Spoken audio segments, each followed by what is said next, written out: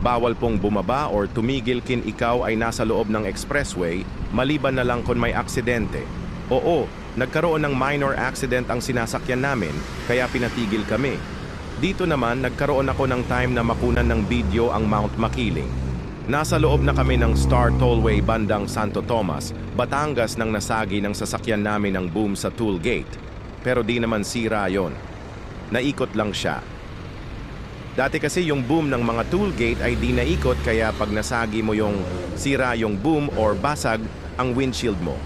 Mas okay na nga ngayon pag nasagi mo ang boom sa toll gate, napunta lang siya sa ibang direction. Ganun pa man, siningil kami ng 2K. Din man pala sira, tumagal din kami ng 1 oras at kalahati. Mount Makiling.